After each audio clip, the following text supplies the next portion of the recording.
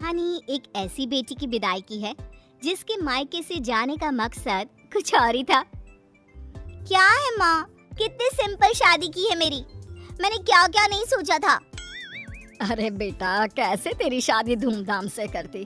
तुझे कहा तो था कि 1 साल रुक जा, थोड़ा पैसे का इंतजाम हो जाता तो अच्छे से कर देती शादी। अभी अभी तो तेरे पिता का देहांत हुआ है। दुनिया तो बातें बना रही है कि पिता की मौत को 6 महीने नहीं हुए और बेटी को लव मैरिज करने की पड़ी है। बोलने तो जो बोलते हैं बोले, मैं किसी से नहीं डरती। अरे पर बेटा, बात तो सही है ना, कुछ दिन तो रुक जाती। वाह, क्यों रुक जाती? और मयंक को कोई और लड़की पसंद आ जाती तो क्या करते माँ, बोल। अरे पर बेटा, ऐसे डर कर क्यों रहना। अगर वो तेरे लिए 1 साल नहीं रुक सकता था तो शादी करके तो तूने बहुत बड़ी गलती की है। उफ़ो, अब बस माँ, लेक्चर कम दो ना। पापा की तबीयत काफी वक्त से खराब थी, सभी जानते थे कि उन्हें जाना है। फिर मयंक और मेरी शादी की उम्र भी तो हो रही थी। माँ क्या बोलती, बेटी से बहस करके अपना मूड खराब नहीं करना चाहती थी। मेघा के पिता का 6 महीने पहले ही देहांत हो गया था। पिता से बहुत ज्यादा प्यार करने वाले मेघा के भाई को कुछ होश ही नहीं रहता। बेटा आकाश, कब तक ऐसे पापा को याद करता रहेगा। जिंदगी में आगे बढ़ना है बेटा। हाँ, जैसे तुम और मेघा बढ़ गए।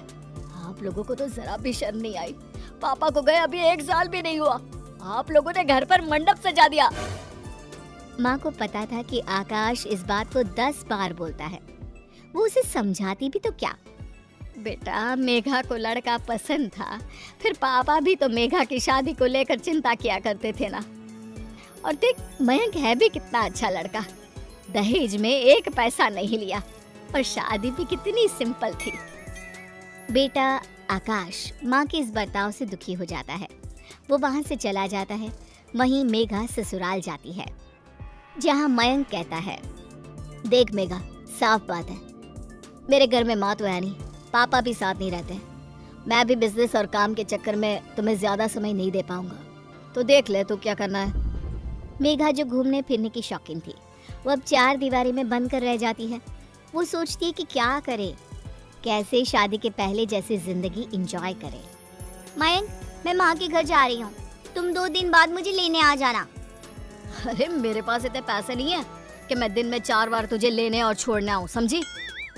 ये क्या हो गया है मयंक, शादी से पहले तो बड़ा प्यार था, अब ऐसी भाषा।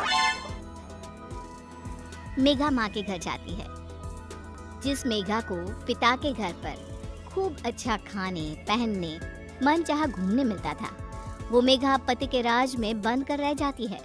मेघा के मायके में उससे मिलने उसकी मामा की बेटी आती है। हाय मेघा, ये क्या पहना है, कोई डिजाइनर साड़ी नहीं ली? हाँ वो क्या है ना, घर पर ही हूँ तो ये सिंपल सी। ये वही मेघा है जो सोने के लिए भी महंगे महंगे पजामे पहना करती थी। क्या हो गया मेघा, पति के पास पैसे की कमी है क्या? अब क्या था, मेघा को खुद पर गुस्सा आने लगता है। तभी मामी बोल पड़ती है, मेघा वैसे बड़े शहर की लड़की थी तू, क्या जरूरत आन पड़ी ऐसे छोटे से शहर में शादी कर ली, वहाँ ना अच्छा पहनावा है ना अच्छा खान पान। हाँ वो क्या है ना, मयंक का बिजनेस वही है तो इसलिए। हाँ वो तो ठीक है, लेकिन कहीं घूम तो आया कर। अब मेघा क्या कहती कि मयंक के पास पैसे नहीं है, कहाँ तो इतना घूमने फिरने की शौकीन मेघा। अब क्या करे सबके जाने के बाद। माँ, मुझसे बहुत बड़ी गलती हो गई मयंक से शादी करके। मैंने तो पापा का जाना भी नहीं देखा।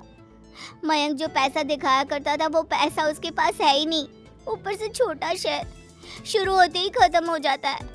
ना कोई मॉडर्न कपड़ा पहनो ना कहीं घूमने जाओ। माँ, मेरी जिंदगी तो किसी बूढ़ी औरत जैसी हो गई है।